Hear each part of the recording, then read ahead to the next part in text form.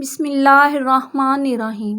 ناظرین، حضرت فاطمہ رضی اللہ تعالیٰ عنہا فرماتی ہیں کہ میں حضور اقدس صلی اللہ علیہ وآلہ وسلم کے سرہانے بیٹھی ہوئی تھی کہ کسی شخص نے السلام علیکم یا اہل بیت نبوت کہہ کر اندر آنے کی اجازت طلب کی۔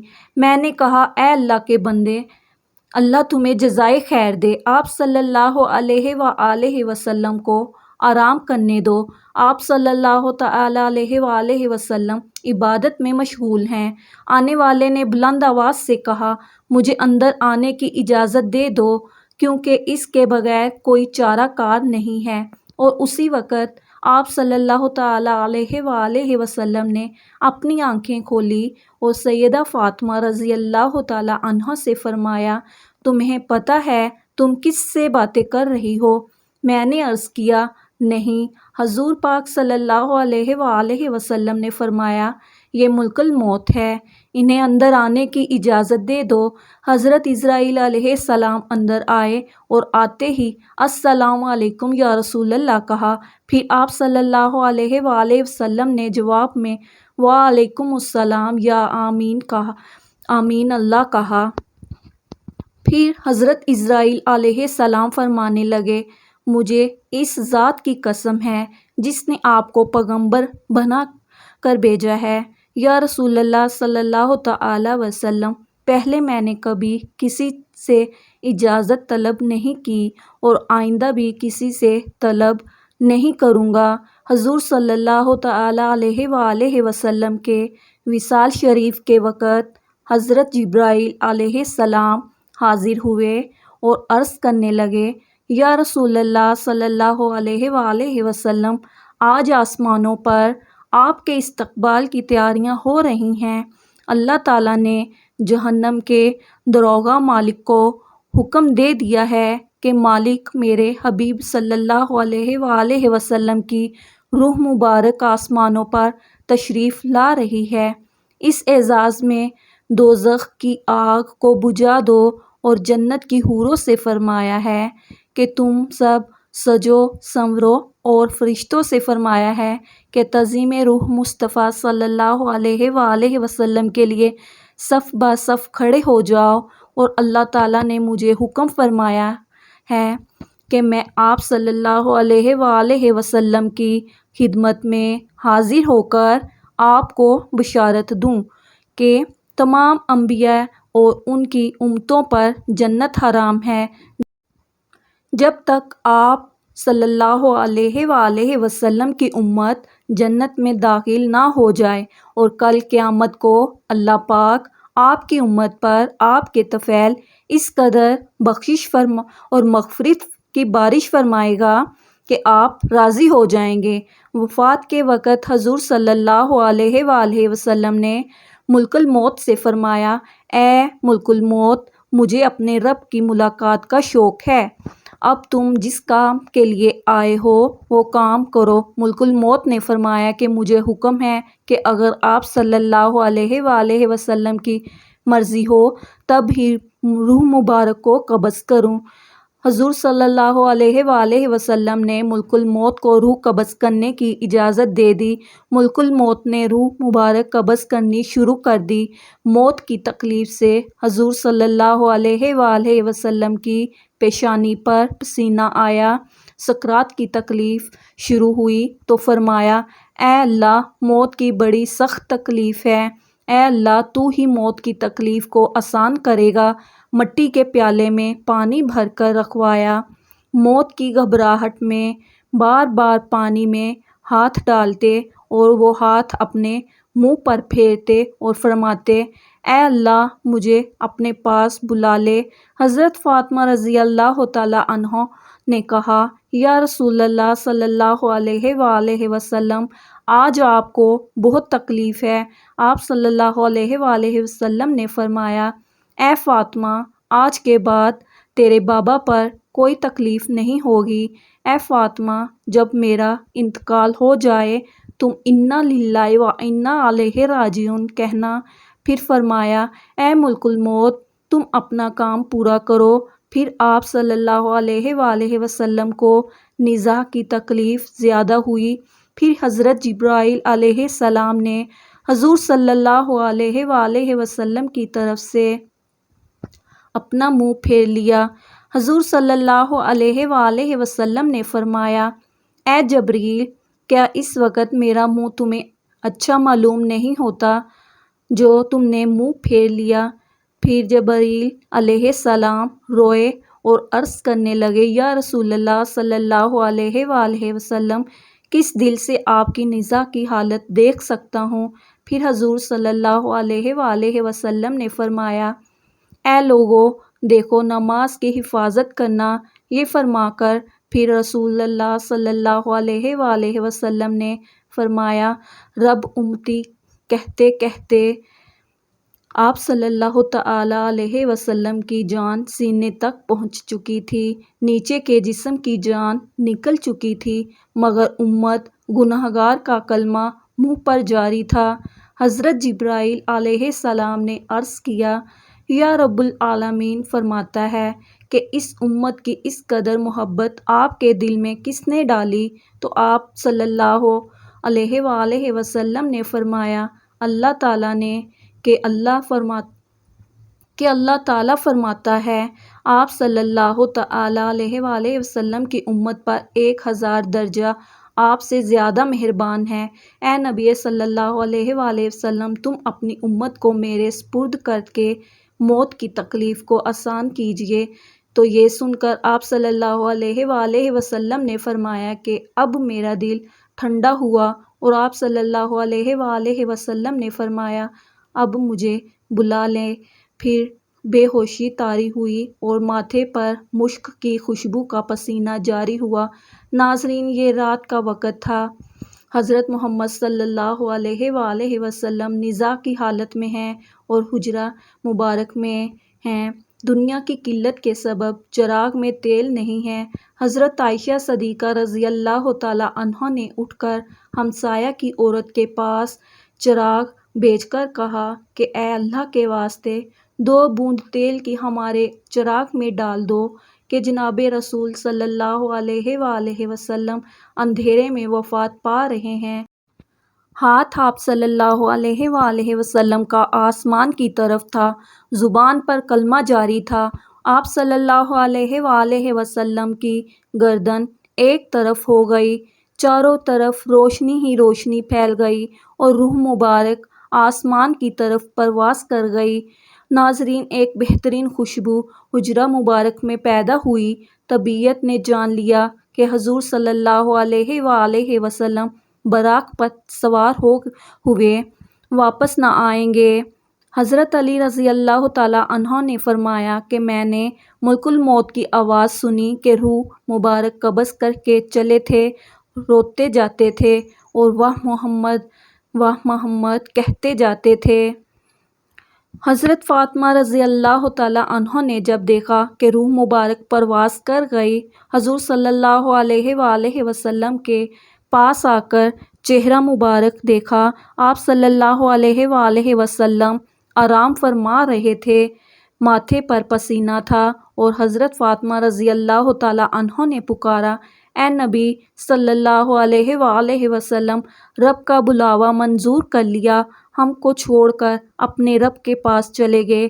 اے نبی صلی اللہ علیہ وآلہ وسلم، اگر جبرائیل علیہ السلام آپ کو تلاش کرتے آئیں گے تو ہم کہیں گے کہ تم کس کی تلاش کرتے ہو؟ جنہیں تم دیکھتے ہو وہ اس جہان سے تشریف لے گئے ہیں۔ اے نبی صلی اللہ علیہ وآلہ وسلم، جنت الفردوس میں ٹھکانہ کر دیا۔ جب گھر سے رونے کی آواز باہر آئی اور صحابہ کرام رضی اللہ تعالی عنہم نے سنی تو گھبرا کر بے تاب ہو کر دہلیز مبارک پر سر مارنے لگے۔ حضور صلی اللہ علیہ وآلہ وسلم کی وفات کی خبر سن کر صحابہ کرام کی عقلیں جاتی رہیں۔ حضرت عبداللہ بن انیس رضی اللہ تعالی عنہ غم سے انتقال کر گئے۔ حضرت عمر رضی اللہ تعالی عنہ بھی دیوانہ ہو گئے۔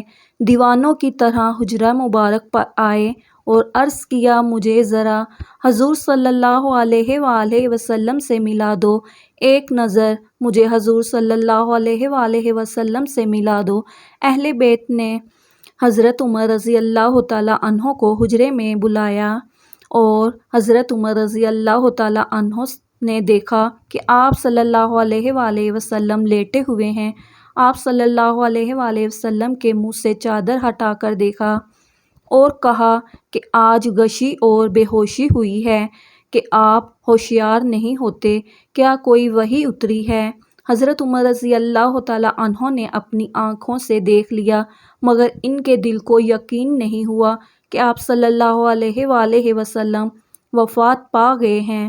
جب رسول صلی اللہ علیہ وآلہ وسلم کا وصال ہوا تو آپ صلی اللہ علیہ وآلہ وسلم کے غسل کے متعلق سوال پیدا ہوا کہ آپ صلی اللہ علیہ وآلہ وسلم کو عام آدمیوں کی طرح برہنہ غسل دیا جائے یا پھر کپڑے میں تمام موجود لوگوں پر خواب کا غلبہ ہو گیا، جب تک کہ تمام اپنے اپنے سینوں پر تھوڑیاں رکھ کر آرام کرنے لگے۔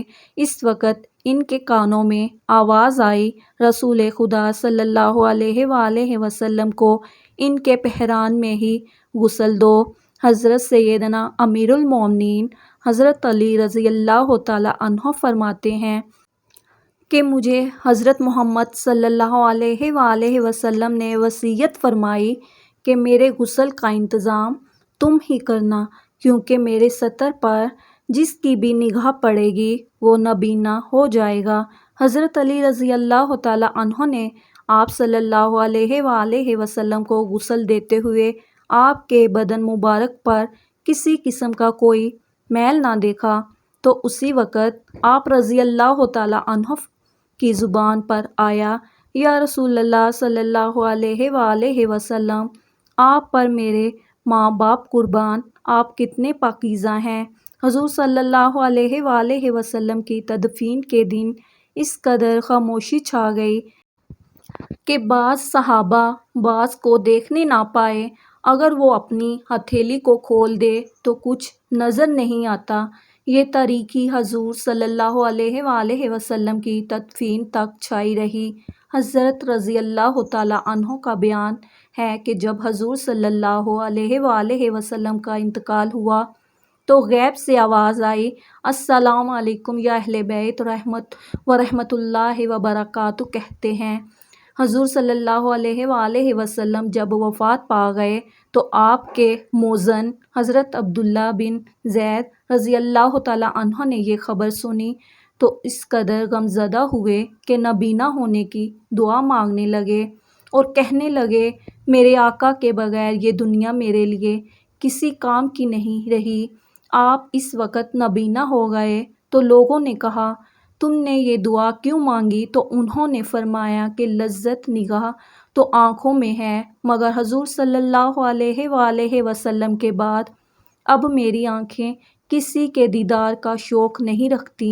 حضرت علی رضی اللہ تعالیٰ عنہ کہتے ہیں، جب ہم حضور صلی اللہ علیہ وآلہ وسلم کو دفن کر رہے تھے تو ایک اعرابی آ کر حضور صلی اللہ علیہ وآلہ وسلم کی تربت پر لیٹ گیا اور کہتا تھا، یا رسول اللہ صلی اللہ علیہ وآلہ وسلم، آپ نے حکم دیا اور ہم نے سنا، آپ نے قرآن کریم اللہ تعالیٰ سے سیکھا اور ہم نے آپ سے سیکھا۔ اللہ تعالیٰ نے فرمایا، اگر یہ لوگ اپنی جانوں پر ظلم کریں اور آپ کی بارگاہ میں حاضر ہو کر اللہ تعالیٰ سے استغفار کریں اور اللہ کے رسول صلی اللہ علیہ وآلہ وسلم کی بخشش طلب کریں تو وہ اللہ کو بہت توبہ قبول کرنے والا اور رحم کرنے والا پائیں گے۔ ہم نے اپنی جانوں پر ظلم کیا اور آپ صلی اللہ علیہ وآلہ وسلم کی بارگاہ میں حاضر ہوئے تاکہ آپ ہماری بخشش طلب کریں۔ اس وقت قبر اتھر سے آواز آئی کہ تم بخش دیے گئے ہو، کہ تم بخش دیے گئے ہو۔ نبی اکرم صلی اللہ علیہ وآلہ وسلم کی خبر وفات کے بعد مسلمان کے جگر کٹ گئے، قدم لڑکھڑا گئے، چہرے بجھ گئے، آنکھیں خون بہانے لگیں، ارض و سما خوف آنے لگا، سورج تاریک ہو گیا، آنسو بہہ رہے تھے اور نہیں تھمتے تھے۔ کئی صحابہ حیران و سرگردان ہو کر آبادیوں سے نکل گئے۔ کوئی جنگل کی طرف بھاگ گیا، جو بیٹھا تھا بیٹھا رہ گیا، جو کھڑا تھا اس کو بیٹھ جانے کا یارانہ ہوا۔ مسجد نبوی قیامت سے پہلے قیامت کا نمونہ پیش کر رہی تھی۔ صدیق اکبر تشریف لائے اور چپ چاپ حجرہ عائشہ میں داخل ہو گئے۔ یہاں رحمت للعالمین کی میت پاک پڑی تھی۔ صدیق اکبر نے چہرہ اقدس سے کپڑا اٹھا کر پیشانی مبارک پر بوسہ دیا اور پھر چادر ڈھک دی اور رو کر کہا، نبی اکرم پر میرے ماں باپ آپ پر قربان، آپ کی زندگی بھی پاک تھی اور آپ کی موت بھی پاک ہے، واللہ اب آپ پر دو موتیں وارد نہیں ہوں گی۔ اللہ نے جو موت لکھ رکھی تھی آپ نے اس کا ذائقہ چکھ لیا اور اب اس کے بعد موت آپ کا دامن نہ چھو سکے گی۔ جب صدیق اکبر مسجد نبوی میں تشریف لائے اور حضرت عمر غائط بے بسی سے نڈھال کھڑے تھے اور بڑے درد جوش سے اعلان کر رہے تھے کہ منافقین کہتے ہیں کہ محمد انتقال فرما گئے ہیں، واللہ آپ نے وفات نہیں پائی، آپ اللہ تعالیٰ کی بارگاہ میں موسیٰ کی طرح طلب کیے گئے ہیں جو 40 روز غائب رہ کر واپس آ گئے تھے۔ اس وقت موسیٰ کی نسبت بھی یہی کہا جاتا تھا کہ آپ وفات پا گئے ہیں۔ خدا کی قسم محمد صلی اللہ علیہ وآلہ وسلم بھی انہی کی طرح دنیا میں تشریف لائیں گے اور ان لوگوں کے ہاتھ پاؤں کاٹ دیں گے جو آپ پر وفات کا الزام لگاتے ہیں۔ صدیق اکبر نے عمر فاروق کا کلام سنا تو فرمایا، عمر سنبھلو اور خاموش ہو جاؤ۔ جب عمر فاروق اپنی وارفتگی میں بہے چلے گئے تو صدیق اکبر نہایت دانشمندی کے ساتھ ان سے الگ ہٹ گئے اور خود گفتگو شروع کر دی۔ جب حاضرین مسجد بھی عمر کو چھوڑ کر ادھر متوجہ ہو گئے تو آپ نے پہلے حمد و ثنا بیان کی، پھر فرمایا، اے لوگو، تم میں سے جو شخص محمد کو پوجتا تھا وہ سمجھ لے کہ محمد وفات پا گئے ہیں، اور جو شخص خدا کا پرستار ہے وہ جان لے کہ اللہ تعالیٰ زندہ ہے اور وہ کبھی مرے گا نہیں، اور یہ حقیقت خود قرآن پاک نے واضح کر دی ہے۔ ترجمہ، نہیں ہے محمد مگر ایک رسول، ان سے پہلے رسول گزر چکے ہیں، کیا اگر وہ مر جائیں یا شہید ہو جائیں تو تم دین سے برگشتہ ہو جاؤ گے؟ جو شخص برگشتہ ہو جائے گا وہ اللہ تعالیٰ کو کچھ نقصان نہ پہنچا سکے گا اور اللہ عنقریب شکر گزاروں کو جزا دے گا۔ اس آیت پاک کو سن کر تمام مسلمان چونک پڑے۔ حضرت عبداللہ فرماتے ہیں کہ خدا کی قسم ہم لوگوں کو ایسا معلوم ہوا کہ یہ آیت اس سے پہلے نازل ہی نہیں ہوئی تھی۔ حضرت عمر فرماتے ہیں کہ ابو بکر سے یہ آیت سن کر میرے پاؤں ٹوٹ گئے اور کھڑے رہنے کی قوت باقی نہیں رہی تھی، میں زمین پر گر پڑا اور مجھ کو یقین ہو گیا کہ واقعی محمد صلی اللہ علیہ وآلہ وسلم رحلت فرما گئے ہیں۔ سیدہ فاطمہ غم سے نڈھال تھیں اور فرما رہی تھیں، پیارے باپ نے دعوت حق کو قبول کیا اور فردوس بری میں نزول فرمایا۔ آہا! وہ کون ہے جو جبرائیل کو اس حادثہ غم کی اطلاع کر دے؟ الہی فاطمہ کی روح کو محمد کی روح کے پاس پہنچا دے۔ الہی مجھے دیدار رسول کی مسرت عطا فرما دے۔ الہی مجھے اس میت کے ثواب سے بہرہ کر دے۔ الہی مجھے رسول کی شفاعت سے محروم نہ رکھنا۔ سیدہ عائشہ صدیقہ رضی اللہ تعالیٰ عنہا کے دل و جان پر غم کی گھٹائیں چھا گئی تھیں اور زبان اخلاق پیغمبری کی ترجمانی کر رہی تھی۔ وہ نبی جس نے تمول پر فقیری کو چن لیا، جس نے تو نگری کو ٹھکرا دیا اور مسکینی قبول کر لی۔ آہا!